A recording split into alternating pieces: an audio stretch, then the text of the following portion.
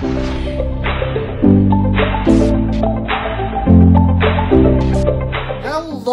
and welcome guys to another day with ZIMALETA.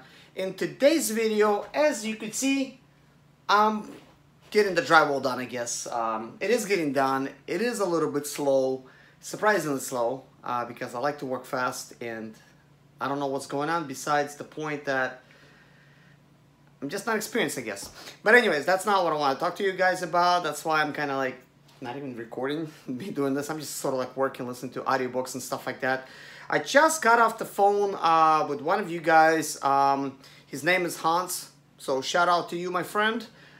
He's in Arizona, and he asked me to give him a call in an email. He was real nice, and I had a pleasure of speaking with him.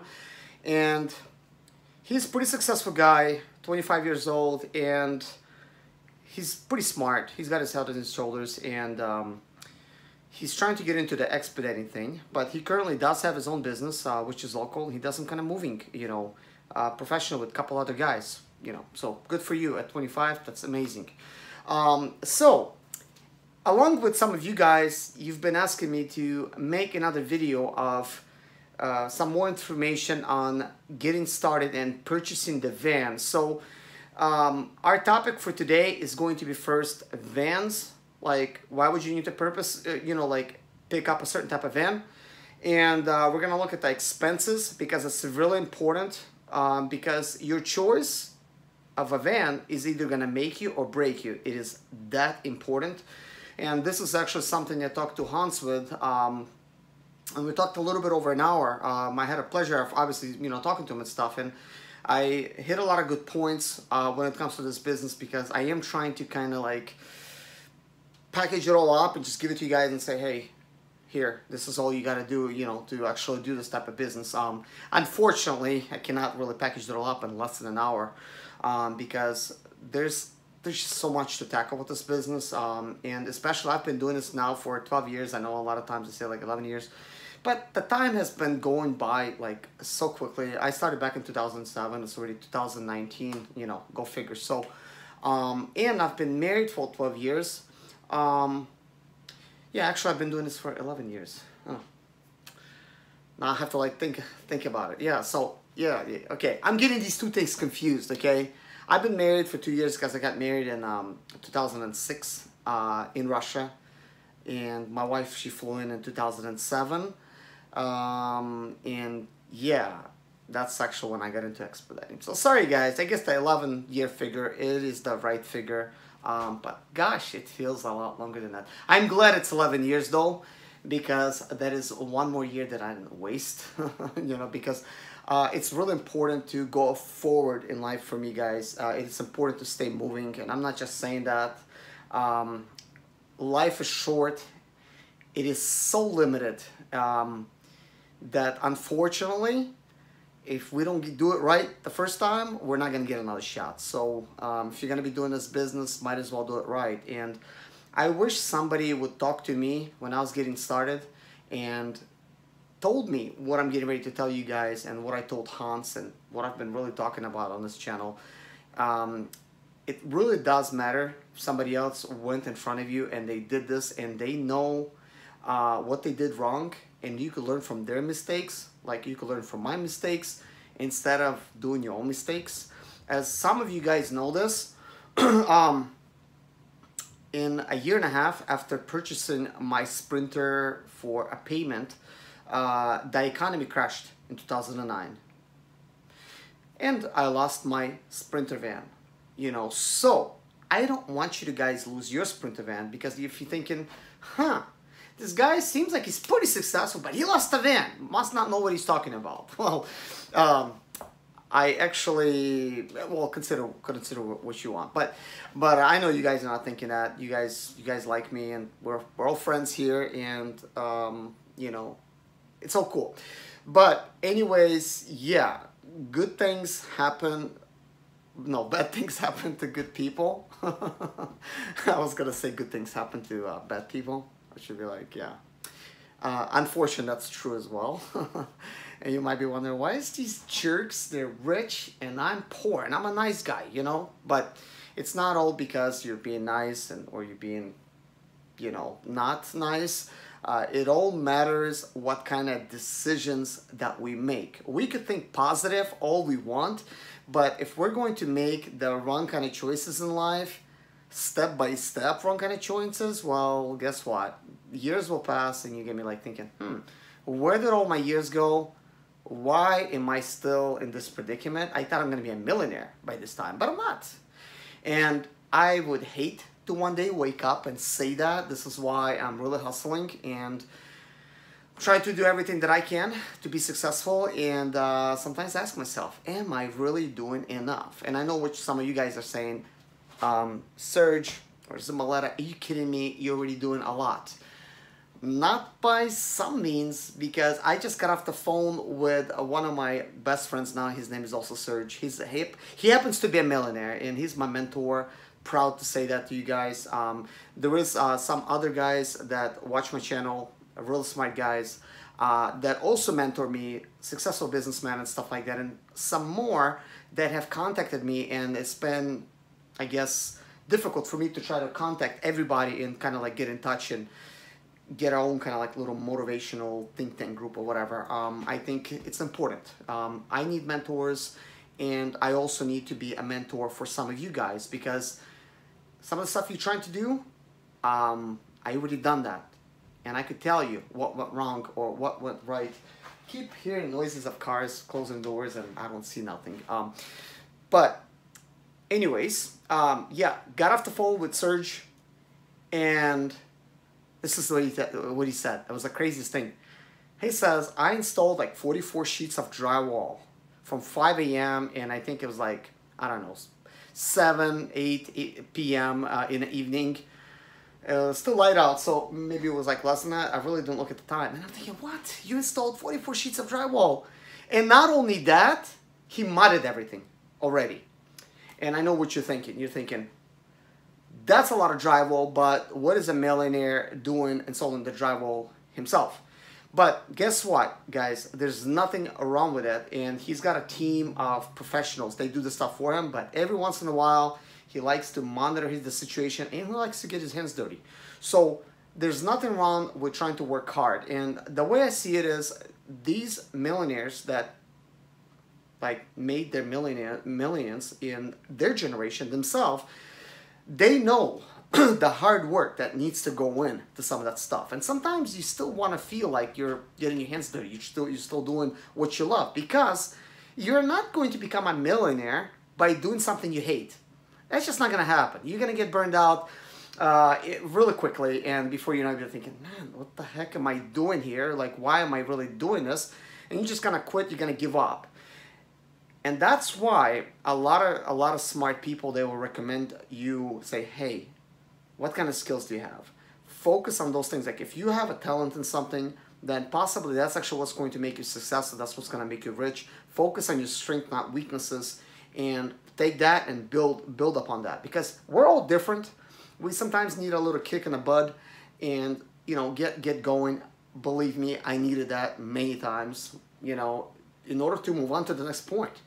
Because what happens a lot of times is we get stuck. I remember when I was working a security job, one of my 5 jobs, for a DVD company, and here's the thing, and this guy that was in charge of security for the company, but not in charge for the security company that I work with, he wanted me to snitch on one of my teammates, basically, like, you know, to try to basically somehow find something wrong with him so he could find a reason to fire him. And I told him plain out that no, I was not good. Guess what?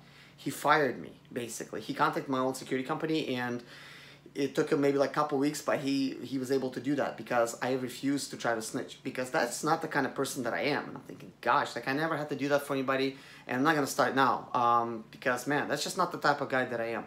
I much rather help people, build somebody up instead of break you down, you know? And what's important for me is not to get you into my mindset and to do what I do, is to do what you do and focus on what you love to do. Because if you love doing something, even if it's a business, man, then it's not work. when you enjoy doing something, time flies quickly and you just enjoy it. And guess what? The problem with me was always growing up was because I could not figure out which one I wanted to do. I'm like, I like this and I like that and I like this. They're like, just figure it out. You gotta focus on one thing. You gotta build a career and go to college and get an education and then boom, just, you know, grow the career ladder. And I'm thinking, man, it just doesn't feel right for me because that's just not the kind of person that I am. I can't really get stuck in one thing, that's it, and just do it. Like, to me, like, that sounds like so, like, repetitive. It's like I'm on a conveyor belt, like, just doing, like, one little task, and then what? I'm no better than a bio-robot, except I feel, and I think, and I dream, and I hope, you know, and I hope to get off early, and, you know, to go home to my family, I guess, but I have to do this repetitive task. Guys, to me, it's no way to live. I'm thinking, like, listen, whatever happened to our freedoms with us actually doing something we love and enjoy, you know, with our time, instead we're selling our time, you know, to some corporation or some kind of company in order to get like a reward, you know, like per hour. And then who's to say you're worth only $40,000 a year?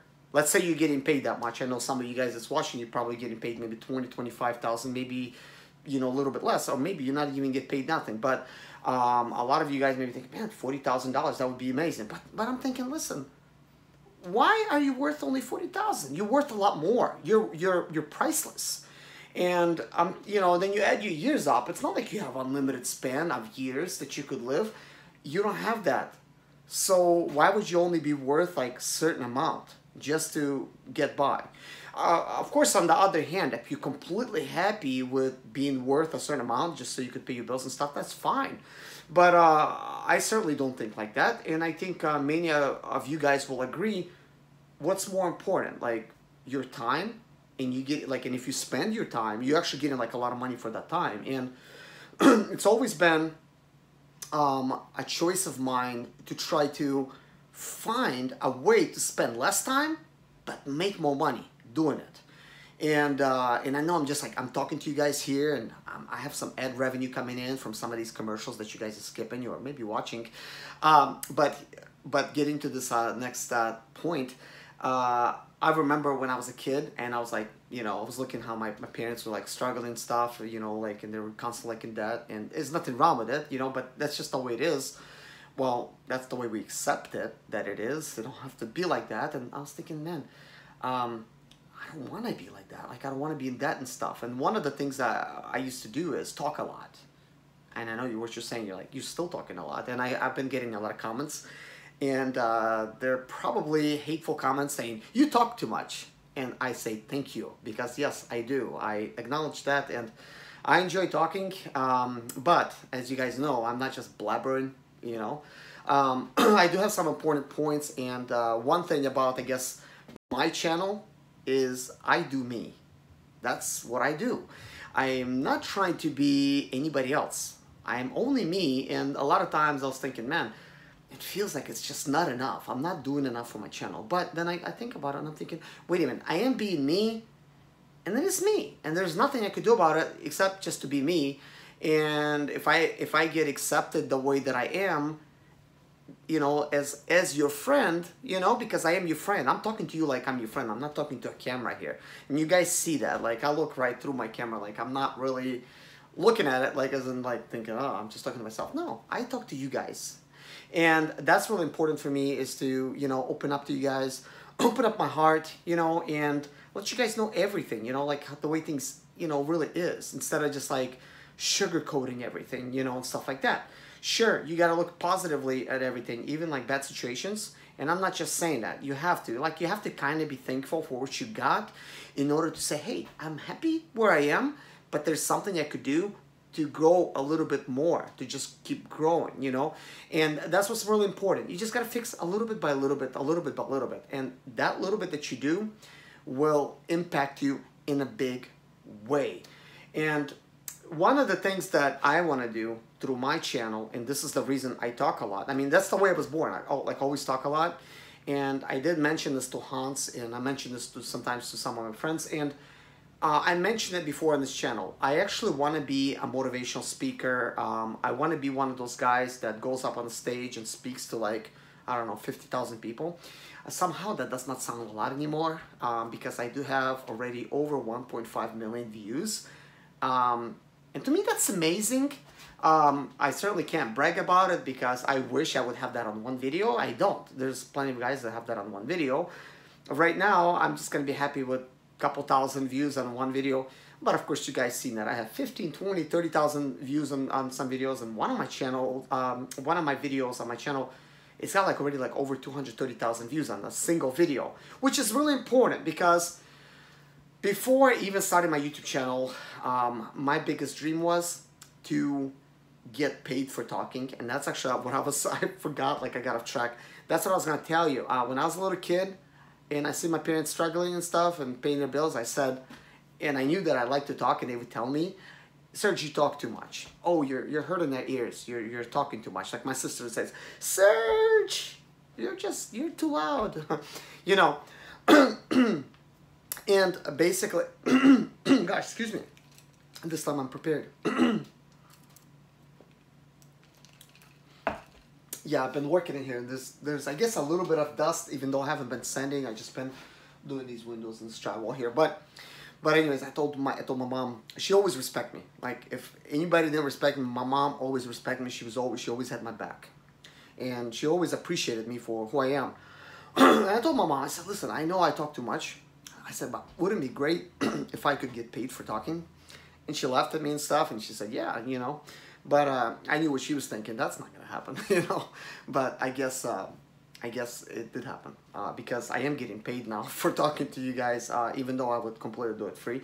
And that's not because somehow I did that. I made that happen. It's just Google notices my videos and promotes them in a certain way, and they put ads on my videos. So hey, I get paid now, I guess. But getting back to what I was saying, being a motivational speaker, even though, like, I'm sorry guys that I really didn't get to the topic right away, and probably could just make a part 2, which that's probably what I will do, which I don't do that many times, so just stay watching this video, because it's important. A lot of times when I get on the roll and I start talking about something, I do say a lot of important points. I would be actually reading this out of audiobooks and, you know, seeing this thing, because it is a thought process. That's what's important. It's not important to just bite the information. Oh, I want this information, you know, you get it, because it doesn't work like that. Life does not work like that. If it did, we would all find what we need and we just go about it and we just get it. It just doesn't work like that. I wish it did. Like, people want fast money. Fast money does not happen. Strategy happens, and slow planning, and years upon years, and then you build a brand and you just go forward. But anyways, getting back to being a motivational speaker. Before even starting this channel, I still talked a lot. I talked a lot to my friends. Sometimes I'm thinking, man, I'm talking a lot, you know, to this friend or this friend. I'm already wasting their time. But, you know, we all had fun. We talked, and we talked about sprinter repair and, you know, problems. And I talked about, man, I want to be a real estate investor and getting this stuff. And I try to motivate my friends that was trying to do some similar thing, you know. I wanted to be a motivational speaker, because naturally I like to talk, I like to help. I don't need to change anybody's mindset, but I would like to help guide people to where they want to go in their life, you know, for them to follow their own path, you know, for them to do them, you know, and maybe they could copy me a little bit and just make their own little thing out of it and just keep going, you know. And at the time when I wanted to do that, gosh, I was like, so far from being successful, it was pretty much just a dream. I'm thinking, man, I don't have a house, I don't have, you know, I just have a normal life. So what am I going to motivate people about? You know, to what? Get a raise? You know? So I just knew that that's what I wanted to do. And one day I looked up on YouTube, how to be a motivational speaker. And I remember somebody talking about, because I watched like hundreds of videos, because that's when I start researching something, I don't care how long videos are. As long as it's good information, I'm willing to watch it. That's why I read. I read actually more than 50 books per year, and somewhere I've listened to, again, and I'm now I'm losing track of where that information was from. I'm pretty sure it was on YouTube. They say that successful people, they read at least 50 books a year, and not successful, they lucky if they read one, I guess. Maybe they don't really read none, but I read more than 50. One year I read over 100 books, and I'm not just saying that. Plus, I end up talking, I end up making videos, and some of these videos, they could be audiobooks in themselves, and think of that as that, because really that's what it is. I gain knowledge and I share my knowledge, and that's the way I am. I share it. I chew it all up, I think it up, and I strategize on it, and then I give you guys complete package basically in my own little way. But anyway, so as I was listening to that YouTube video, somebody said, well, to become a motivational speaker, you first need to like write a book, because nobody like heard of you, you know, like before, and then you start like, you'll need to like contact, I guess, some of those motivational speaking places, you know, where they, you know, get a lot of those motivational speaker guys to come there. A lot of them get paid, and you say, hey, I just want to come there and speak for free or whatever, and you just come there on your own dime and you just do your thing, and then they find out about you. But before you could even get to that level, I mean, what are you going to speak about? I mean, if you at least read a book, you know, like wrote a book, then maybe you could talk about your book and what you wrote in that book and whatever, you know. But I didn't have that. And it's kind of interesting how things happen, guys. And the reason I'm actually telling you about this, because it's so important. I was thinking that's what I want to go. And it is true what they say, when you're ready, the teacher will come. So I was ready to be a motivational speaker, and instead, as a teacher, I came, you know, because guess what? I started thinking about being a motivational speaker a little bit more when I bought this house, because I'm thinking, wow, I could motivate some people to buy a house for cash. And that was like my whole thing. Like, you know, I wasn't really thinking about making YouTube videos. I was watching them. I was a consumer like you guys, and maybe some of you guys are YouTubers as well. But I wasn't really thinking like, what's like being a YouTuber, vlogger. I didn't even know like what vlogger was. And what would I make a video about? You know, it just sort of all happened natural. And as you guys know, that you've been with me for a while now, I mean, now my channel's been around for like 2.5 years, and it does take time for you to be a little bit successful. So while things are happening here, my channel was happening too. It was growing. So I started plainly out of the blue, and I'm just gonna say this to some of my new viewers. I started my channel just because my transmission broke, and I'm thinking, oh, so I need to change the transmission. And then I'm thinking, okay, I do have a transmission and another sprinter. That's why I bought a spare sprinter and a whole, you know, that was the whole point. And I bought it, and I was thinking, okay, I need to remove it. And then I find out that, oh, yeah, the engine's locked up, and for me to remove the transmission, I could do it, but I need to get loose the torque converter, and the torque converter, you need to kind of like rotate it in order to loosen all the bolts. And because the engine was locked up, I disassembled the entire engine just so I could remove the torque converter. So that's how my channel happened. And I was just like holding the camera like this in my hand and wrenching away.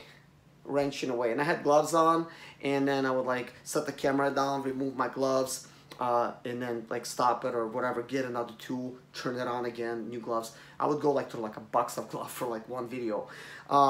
So I just started doing it, and I didn't know what I was doing. I'm kind of thinking, okay, I'm just gonna record videos so I don't forget this thing, you know, how to put it back together. And then I'm thinking, wait a minute, maybe somebody else wants to fix this printer, and I'm just gonna put these videos on YouTube. And then I'm noticing, oh, they're actually getting views, people are actually watching. And then I started thinking, like, what is my channel really about? I don't know what it's about. I'm just gonna name it ZIMALETA How To Show.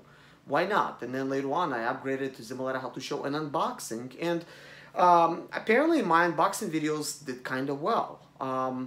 They do kind of well, and I know why they're doing well, and it's because a lot of times, you know, you're trying to buy something, you're thinking, well, what does somebody else think about this product? Well, what does it look like? What does it sound like? How do you put it together and stuff like that? And I guess those videos are, you know, people like to watch those videos. You know, people like to watch how to save money and stuff like that. And I have transitioned, obviously, from being a mechanic with dirty hands to being a sweaty guy doing drywall inside, to being a guy that's kind of like a real estate investor mindset now, because that is also what I want to do, to being somebody that's a motivator. So I have transitioned into what I am now, and I will continue transitioning, obviously, and one day you're gonna see me in the studio. It's gonna be like all professional stuff. Hey, I might even wear a suit. Guess what, guys? I always loved wearing suits since I was like 18 years old. And I feel good wearing them. I feel like a businessman because I am a strategist and stuff like that. But like one of my friends said that showed up here on my property like a day ago, he says, you live below your means. He just looked at my property and know what he was thinking because he knows I make good money. But he definitely sees that I live below my means. And living below your means, it's very important because you're not going to live like that forever. One of guys like Dave Ramsey, I don't know if you guys listen to him, he teaches you how to get out of debt. One of the things that he says that really dawned on me since the first time I listened to his books, and I would listen to like 5 times, even though it sounds all the same to me now, but sometimes I feel like, what if something I missed? Here says this: if you want to live like no one else, you gotta live like no one else. And that is so true. That couldn't be further from the truth, guys. That's how it is. And he made a lot of examples of that, and he was talking about people that like this couple, they bought a house for like $150,000 for cash, and at the time I was completely broke. That was like in 2009. Looks like, guys, I will be making a part 2 of this. You know, getting too much off track, but this couple, they wanted to buy a house for cash, and I guess maybe they read one of his books or whatever, and or you know, somehow they got the information. But anyways, they made a really good income. So the husband and wife, they both worked, but they were able to together take their incomes together and save $50,000 per year. And the way they end up going about it is actually living above somebody's garage. Like they lived like in that, like, I guess, attic space. There was a room there with like a bathroom and stuff, but that's what they decided to do. They just got married and they lived like that for 3 years, and they saved $50,000 a year. And they were like eating like mac and cheese and like the cheapest, you know, food and stuff like that. They really was like saving. And yeah, they got a house for like $150,000. Maybe it didn't even need the work, you know, but that's the way they did it, you know. And at the time I was thinking, wow, you know, it was really like that's a big deal. I didn't know that people actually did that, you know. I remember I was like sitting in my Sprinter, like listening to that book, and I'm thinking, gosh, wow, people could actually do that. And I'm thinking, wow, you know. And I started to think, I'm like, I need to find a house for cash, because right now people are losing their homes to bank foreclosures. And wouldn't it be great to just pay one for cash and then just live debt free? Nobody could kick you out of the house and stuff like that. And I started looking, and I actually found deals in, you know, in Florida and North Carolina and South Carolina. This is the only one I have won. So what I'm telling you guys, it is possible to get one for cash for the price that you actually want to pay for it. Surprisingly, like if you have that money, like you'll find a deal for that money. So sure, you will lose some deals because they're not gonna sell. But then, you know, that was not gonna be your house anyway. So you have to continue looking for your own house, basically. But anyways, guys, I don't know what to call this, but this video has came to an end. We're gonna have a part 2, and now I will specifically focus on buying a Sprinter, what to look for in that Sprinter, and why is it really important to look at all those factors, because if you get the wrong Sprinter, it will either make you or break you, guys. That's really true. And then I want to show you how to manage your situation or learn a little bit from mine to where you could actually have money left over, because it is true what they say, it's not how much you make, it's how much you spend. It's really important. So you will have to strategize in order to get to that next step. But anyways, guys, thank you so much for watching. God bless you. Take care of yourself.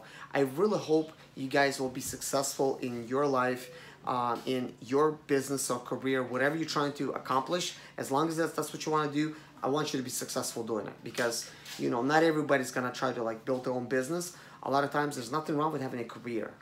As a matter of fact, I thought there was something wrong with me by not having one. But I love doing like what I do, because I'm completely free and I'm versatile. And I will continue doing this, continue coaching you guys and sharing my ideas and thoughts. And I will grow with you guys. So if some of you guys want to be my mentors and mentor me and on some stuff, hey, contact me at zimaleta@gmail.com. And you know, let's share phone numbers and find a way to try to, you know, give each other a call and whatever, and, you know, talk about some things. But anyways, guys, thank you so much for watching. Please give me a like and share this video if possible, and write some kind of comments, you know, what you think or whatever. This kind of stuff makes the video more popular, making me popular in the process. So if you guys like me, respect me or whatever, you could do that. And I want to leave this for the last part, because it's the part that I don't want to sound like I want your money. But I have a Patreon account now. My viewers in the past, they said, hey, you should set up a Patreon account. And I waited and I waited and I waited. So 2.5 years later, I set up my own Patreon account. So if somebody wants to say, hey, I want to give this guy $1, you know, hey, I'm not going to feel bad. If you want to give me $1, hey, I'll take you $1. Because, you know, 30 of you giving $1, that's like $30, you know. So somebody wants to give more, you could do more. But you could do that. And if you want, there's a link down below for you to do that. But do I deserve this money? No. Do I want to take your money? No. Only if you're like, hey, this is extra, I want to give it away. You know, how many people's like thinking like that? Probably like not many, you know. But if you guys want to do that, hey, I'm going to like appreciate you like for a lifetime. And of course, I'm going to write your name down so I will remember you. And as I say in there, my future studio, I'm going to put your name on a wall. I'm going to have like a wall of fame, and I'm gonna put like everybody's name on there, and I think it's gonna be like real cool, just like write like signatures of everybody, stuff like that, you know, and just gonna have that, you know, and it's gonna be a reminder. I'm gonna say I made it because of these guys made it possible, because, you know, this kind of things, it does take time. I love doing it. It does take time, so that means I have to stop like what I'm doing, like, because I still am working in order to inspire somebody. And I'm actually getting ready to shoot another video to try to talk about this sprinter thing. Thank you for watching me if you watched it this long. So take care, guys. Again, God bless you. Bye-bye.